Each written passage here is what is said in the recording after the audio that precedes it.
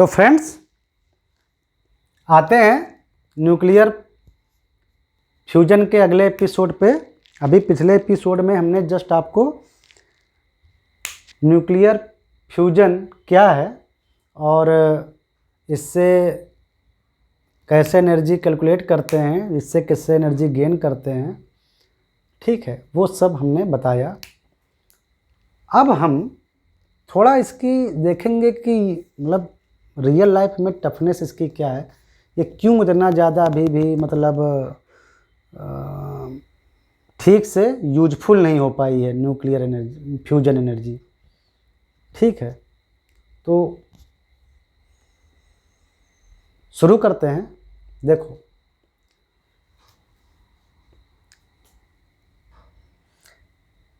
Nuclear fusion में क्या होता है कि कॉन्सेप्ट, दो लाइट न्यूक्ली एक दूसरे के पास आकर एक मिल जाते हैं, मतलब पास आते हैं, मिल जाते हैं और एक डिफरेंट एक बड़ा न्यूक्ली बनाते हैं जो स्टेबल होता है। कुछ मास लॉस हो जाता है जिससे एनर्जी रिलीज हो जाती है और प्रोडक्ट जो बड़ा न्यूक्ली बनता है उसमें स्टेबिलिटी आ जाती है, और जो मास लॉस होता है उससे एनर्जी रिलीज होती है जो कि न्यूक्लियर फ्यूजन की एनर्जी कही जाती है। ये बेसिक कॉन्सेप्ट था। लेकिन आपको पता है, मान लो हम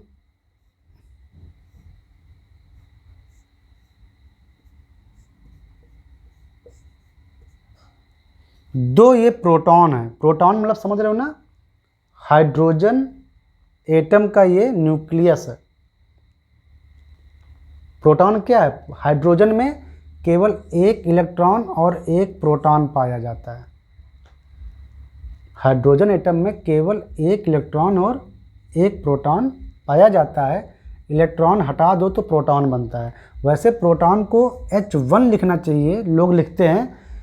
मैं अभी भी आपको ये Z लिख देता हूँ इसलिए ताकि आपको थोड़ा एटॉमिक नंबर भी याद रहें कि कितने प्रोटॉन है। तो प्रोटॉन एक है, वही एक प्रोटॉन मतलब प्रोटॉन ही है, इलेक्ट्रॉन नहीं है, इसलिए हम क्योंकि हम न्यूक्ली की बात कर रहे हैं। ठीक है, तो ये क्या है? ये एक हाइड्रोजन न्यूक्ली है, हाइड्रोजन का न्यूक्लियस, यानी एक प्रोटॉन है। ठीक है, फॉर एग्जाम्पल हम दो प्रोटॉन को पास में ला रहे हैं, तो क्या लगता है इतने आसान चीज़ है दो प्रोटॉन को पास में लाना? प्रोटॉन एक पॉजिटिवली चार्ज पार्टिकल है और प्रोटॉन दूसरा भी पॉजिटिवली चार्ज है। जब दोनों पास में आएंगे ना तो बहुत स्ट्रांग रिपल्सिव फोर्स लगेगा, इलेक्ट्रोस्टैटिक रिपल्सिव फोर्स, कूलॉम के लॉ के अकॉर्डिंग। तो स्ट्रांग रिपल्सिव फोर्स लगते हैं जब दो पॉजिटिव न्यूक्ली, जैसे कि हमने यहाँ पर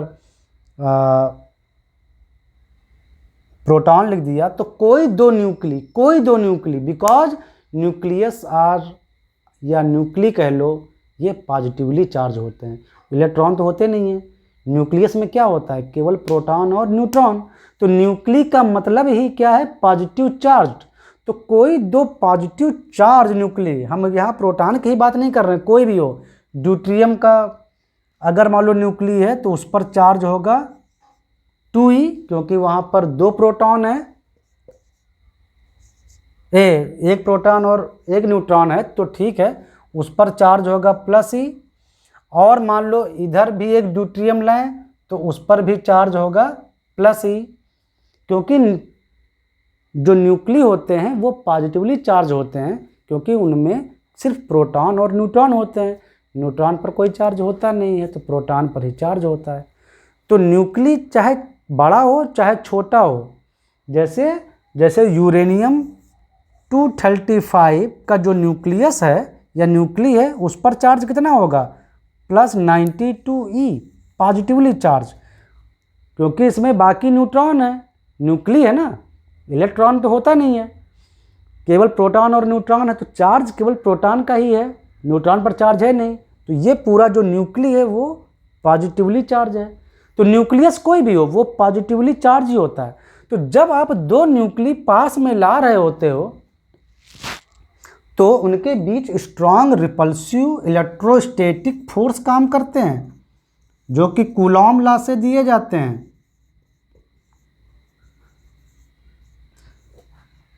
अब ये दोनों पास में लाना बहुत हार्ड हो जाता है, पास में लाना बहुत हार्ड हो जाता है पास में लाना। तो क्या करना पड़ता है कि इनकी हमको एनर्जी बढ़ानी पड़ती है। थर्मोन्यूक्लियर प्रोसेस बहुत हार्ड प्रोसेस इसलिए है कि इसमें दो, थर्मोन्यूक्लियर नाम हमने पहले ही बोल दिया, एक्चुअली मैं इसको बताना, चलो ठीक है रहने दो। न्यूक्लियर फ्यूजन प्रोसेस इतनी बहुत हार्ड इसलिए है क्योंकि इसमें दो पॉजिटिवली न्यूक्ली पास में लाके इतनी दूर तक लाना पड़ता है कि दोनों फ्यूज हो जाएं, दोनों के न्यूक्ली फ्यूज हो जाएं आपस में। तो इसके लिए हमें बहुत हाईली इलेक्ट्रोस्टैटिक रिपल्सिव फोर्स के अगेंस्ट काम करना पड़ता है। तो यानी कि ऐसे तो न्यूक्ली पास आएंगे नहीं, तो हमको न्यूक्ली को अपने पास से एनर्जी देनी पड़ती है, यानी बाहर से एनर्जी दो, उनको हाई टेम्परेचर में लाओ, उनकी काइनेटिक एनर्जी बहुत बढ़ाओ ताकि वो एक दूसरे के पास आ पाएँ और आकर फ्यूज हो पाएँ। इसीलिए पहले न्यूक्ली का टेम्परेचर बढ़ाना पड़ता है, यानी उनकी थर्मल एनर्जी बढ़ानी पड़ती है, तब कहीं वो उनमें इतनी काइनेटिक एनर्जी आती है दोनों न्यूक्ली में कि वो पास आ सकें और फ्यूज हो पाए न्यूक्ली, ताकि दूसरा न्यूक्ली बन सके बड़ा स्टेबल। तो हमको थर्मल एनर्जी बढ़ानी पड़ती है इन न्यूक्ली की, और थर्मल एनर्जी बढ़ानी पड़ती ताकि इनकी टेम्परेचर और इनकी काइनेटिक एनर्जी बढ़े। समझ में आया? जिससे कि इस पूरी न्यूक्लियर फ्यूजन प्रोसेस को एक नया नाम भी पड़ता है, उसको बोलते हैं थर्मोन्यूक्लियर प्रोसेस।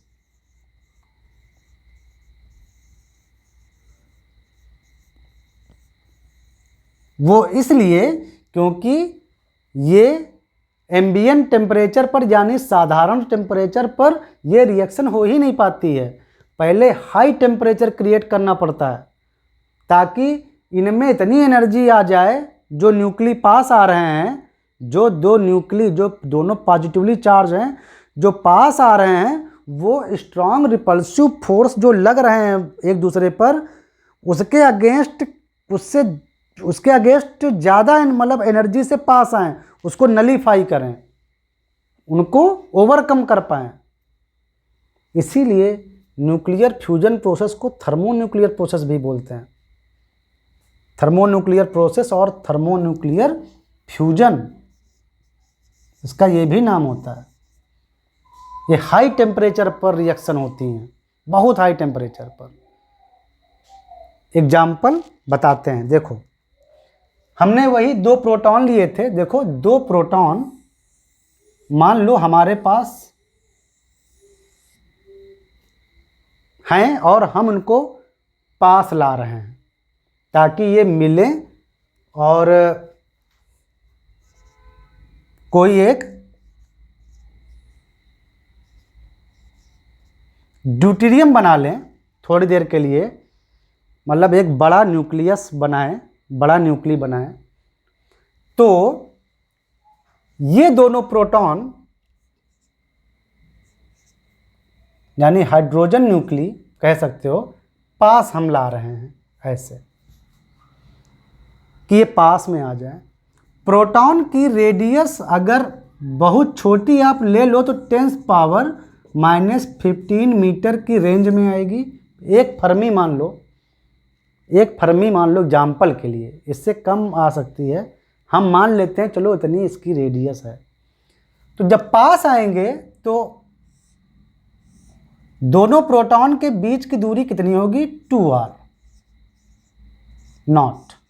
और नॉट मतलब एक प्रोटॉन की रेडियस अगर 10⁻⁻15 मीटर है, तो जब दोनों प्रोटॉन पास आ जाएंगे, मान लो आ गए पास में, तो उनके बीच की दूरी 2r नॉट होगी, जान गए। अब ऐसे तो पास आए नहीं होंगे, ये ऐसे तो पास आए नहीं होंगे, क्योंकि proton proton positive repulsive force लगाएंगे एक दूसरे पर, एक दूसरे के पास तो आने नहीं पाएंगे। तो यानी इनको बाहर से बहुत एनर्जी दी गई होगी, बहुत काइनेटिक एनर्जी दी गई होगी, जिससे कि ये पास आ गए। तो जब ये मान लो दूर से आ रहे हैं ऐसे ऐसे, तो इसकी मान लो काइनेटिक एनर्जी k है, इसकी काइनेटिक एनर्जी k है, और काफ़ी हाई काइनेटिक एनर्जी है, दोनों प्रोटॉन पॉजिटिवली चार्ज हैं। तो जब पास आ रहे होंगे तो इन पर रिपल्सिव फोर्स लग रहा होगा, वो इनको आने नहीं देगा, लेकिन इनकी काइनेटिक एनर्जी इतनी ज़्यादा है कि ये पास आ गए। तो जब पास आएंगे ना, तो धीरे धीरे इनकी काइनेटिक एनर्जी घटती जाएगी, क्योंकि वो रिपल्सिव फोर्स के अगेंस्ट काम करेगी। धीरे धीरे ये एकदम पास में आ जाएंगे जब, तो मान लो कि पास में आते ही ये इनकी काइनेटिक एनर्जी लॉस हो गई और ये पास में चिपक गए। तो यानी ये सारी काइनेटिक एनर्जी खर्च हो गई इनको पास में लाने में। तो 2k यानी काइनेटिक एनर्जी दोनों की मिला के 2k मतलब इसकी काइनेटिक एनर्जी प्लस इसकी काइनेटिक एनर्जी खर्च हो गई इनको पास लाने में, जहाँ पर इनके बीच में जो एनर्जी है वो केवल पोटेंशियल एनर्जी होगी। तो पोटेंशियल एनर्जी क्या होती है, 1/4πε0। पहले का चार्ज प्रोटॉन, मान लो ये हाइड्रोजन एटम का न्यूक्ली है, प्रोटॉन है, तो इस पर चार्ज होगा +e, इलेक्ट्रॉन के चार्ज के इक्वल बट पॉजिटिव। दूसरे प्लस पर भी चार्ज होगा +e, और उनके बीच की डिस्टेंस जानते हो ना, इलेक्ट्रोस्टैटिक एनर्जी पोटेंशियल एनर्जी कैसे निकालते हैं। तो 1/4πε0 पोटेंशियल एनर्जी क्या कैसे निकालते हैं numerically Q1 Q2 divided by R, उनके बीच की डिस्टेंस। तो यहाँ पर उनके बीच की डिस्टेंस है 2r0, where r0 is the radius of a single proton. हो गया इतना।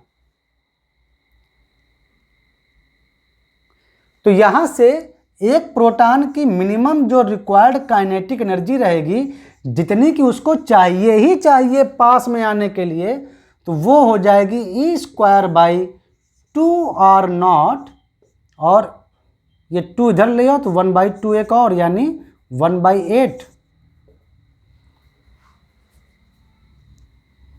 तो काइनेटिक एनर्जी आ गई एक प्रोटॉन की 2 × 9 × 10⁻9 × 1.6 10⁻⁻19 कूलॉम चार्ज, जो मतलब है ई की स्क्वायर, डिवाइडेड बाई 2 × 10⁻⁻15 मीटर, ये r0 यानी रेडियस। तो जब आप इसको ये मतलब ये पूरी एनर्जी जो आएगी जूल में, वो जब आप उसको इलेक्ट्रॉन वोल्ट में लिखेंगे तो वो एनर्जी एवरेज 400 इलेक्ट्रॉन वोल्ट आएगी। यानी कम से कम 400 इलेक्ट्रॉन वोल्ट एनर्जी एक प्रोटॉन को देना पड़ेगा, कम से कम देना पड़ेगा कि वो पास में आ जाएं। इवन ज़्यादा देना पड़ेगा क्योंकि फ्यूज भी कराना है। तो हम मान लेते हैं कि कम से कम इतनी एनर्जी तो चाहिए ही चाहिए, 400 इलेक्ट्रॉन वोल्ट के इक्वल एक प्रोटॉन को इतनी एनर्जी चाहिए ही चाहिए। अब देखो तुम्हें एक और चीज़ बताते हैं जिससे आपको पता चलेगा कि क्यों ये न्यूक्लियर फ्यूजन प्रोसेस कराना बहुत हार्ड है और इससे एनर्जी कितनी निकालना कितनी कॉस्टली पड़ती है। हालांकि लॉन्ग टर्म में कॉस्टली नहीं पड़ेगी, बट थोड़ा हार्ड है, शुरुआत में हार्ड है। देखो अब एक प्रोटॉन को चाहिए कम से कम इतनी एनर्जी ताकि दोनों प्रोटॉन आके फ्यूज हो जाएं और रिजल्ट में ड्यूटेरियम बने और एनर्जी निकले हमको यूज करने के लिए। इतनी तो प्रोटॉन को चाहिए ही चाहिए। देखो क्या होता है, किसी पार्टिकल की थर्मोडायनामिक्स में किसी पार्टिकल की जो काइनेटिक एनर्जी होती है के, वो होती है बोल्ट्जमैन कांस्टेंट और टेम्परेचर, अब्सोल्यूट टेम्परेचर के टी से उसको डिनोट करते हैं। वेयर बोल्ट्जमैन कांस्टेंट आप जानते हो 1.38 इंटू 10 पावर -23 मीटर स्क्वायर पर किलोग्राम पर सेकेंड पर kelvin minus second square kelvin, ऐसे कुछ आता है यूनिट। ठीक है, थोड़ा देख लेना, ये आपको याद होना चाहिए ये वाली वैल्यू। जब सब कुछ MKS में लिया जाता है तो न्यूमेरिकल वैल्यू ये तो याद आपको होनी ही चाहिए, भले ही आप थोड़ी देर के लिए यूनिट में भूल जाओ, उसको बार बार लिखोगे तो याद हो जाएगा। और टेम्परेचर जो है वो केल्विन यानी अब्सोल्यूट मतलब केल्विन में, सेल्सियस में नहीं केल्विन में नहीं लेते हैं, केल्विन में टेम्परेचर।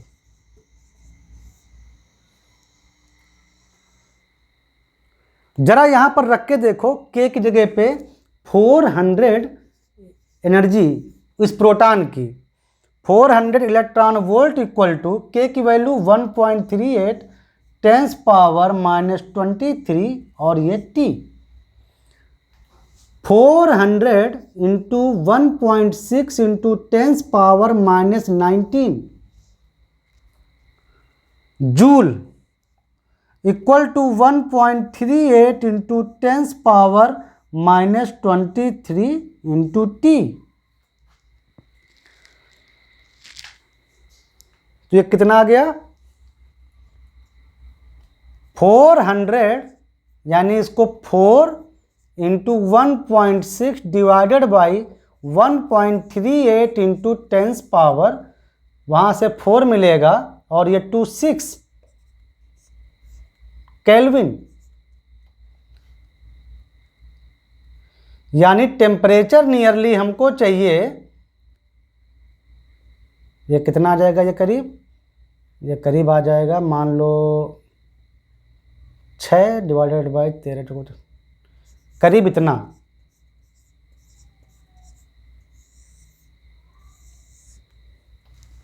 यानी कि प्रोटॉन का टेम्परेचर लगभग इतना होना चाहिए, 10 पावर 6 केल्विन। सेंटीग्रेड निकालना है तो उसमें केवल 273 घटाना पड़ेगा, मतलब 10 पावर 6 डिग्री सेंटीग्रेड, मतलब मिलियन डिग्री सेंटीग्रेड का टेम्परेचर चाहिए एक प्रोटॉन को। अगर वो प्रोटॉन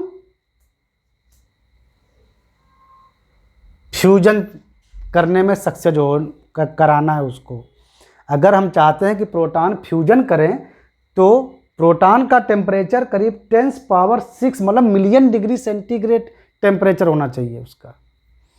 समझ लो इतना टेम्परेचर सन में होता है केवल, ठीक है, सन में, स्टार्स में। धरती पर तो इतना टेम्परेचर हमेशा मेंटेन करना कठिन है।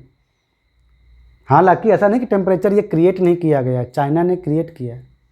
अभी कुछ दिन पहले न्यूज में आया था कि उसने एक सन बनाया है, ठीक है। तो ये टेम्परेचर लेकिन है बहुत हाई। तो इससे आप समझ गए कि प्रोटॉन को इतना टेम्परेचर देना पड़ेगा जिससे उसके पास लगभग इतनी एनर्जी आएगी जिससे कि वो फ्यूजन कर सकते हैं।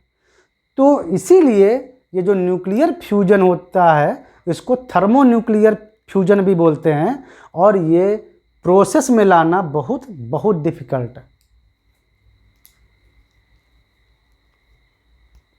समझ में आया? इसको प्रोसेस में लाना बहुत डिफिकल्ट।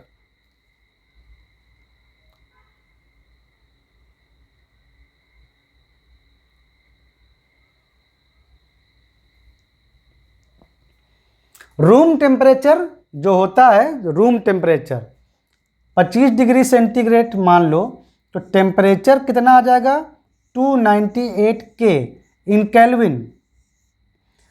और अगर इस टेम्परेचर पर आप काइनेटिक एनर्जी निकालना चाहो इससे, तो काइनेटिक एनर्जी पार्टिकल की यानी प्रोटॉन की कितनी आ जाएगी? K मीन्स 1.38 इंटू 10⁻⁻23 और 298 टेम्परेचर रखोगे K में, तो ये टोटल आ जाएगा आपका जूल में।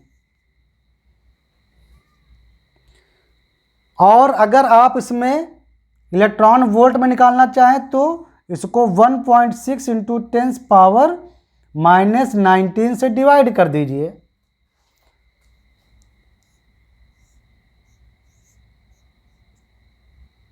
तो कितना आ जाएगा?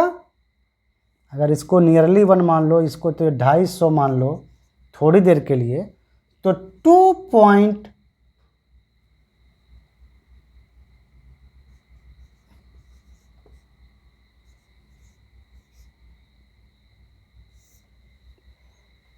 बहुत कम मतलब मिला हमको, नहीं गलत हो गया, KT ओनली। रूम टेम्परेचर पर अगर आप इसकी एनर्जी निकालना चाहो इसकी इलेक्ट्रॉन वोल्ट में, तो बहुत कम आएगी। रूम टेम्परेचर पर नहीं आएगी, क्योंकि इतनी एनर्जी पाने के लिए इसको इतना मतलब चल रूम टेम्परेचर पर एनर्जी केवल इलेक्ट्रॉन वोल्ट के टर्म में आएगी ओनली, लेकिन उसको चाहिए करीब इतने इलेक्ट्रॉन वोल्ट। इतने नहीं, ये मुझे लग रहा है कुछ करेंगे आप तो किलो इलेक्ट्रॉन वोल्ट आएगा, किलो इलेक्ट्रॉन वोल्ट आएगा। तो यानी अभी 10⁻³ और बढ़ेगा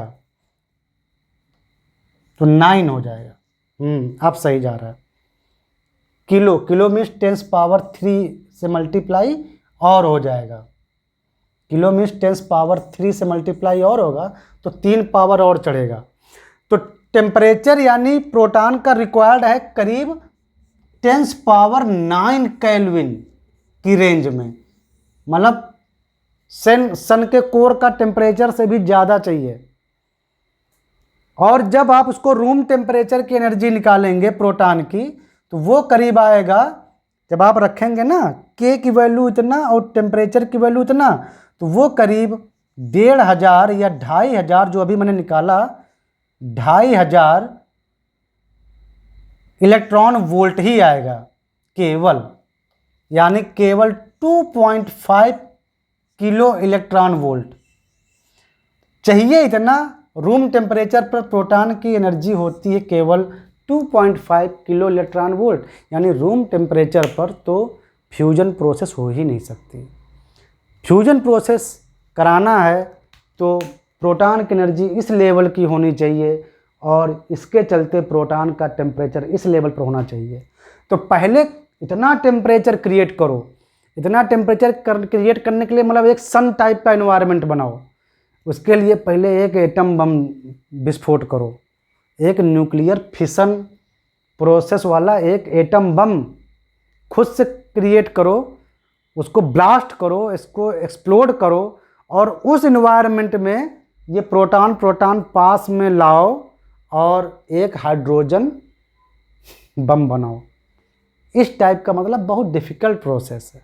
हाइड्रोजन बम जो होते हैं वो न्यूक्लियर फ्यूजन प्रोसेस पर ही बेस्ड होते हैं। Sun like a big hydrogen bomb, sun जो है वो बिग हाइड्रोजन बम की तरह काम करता है।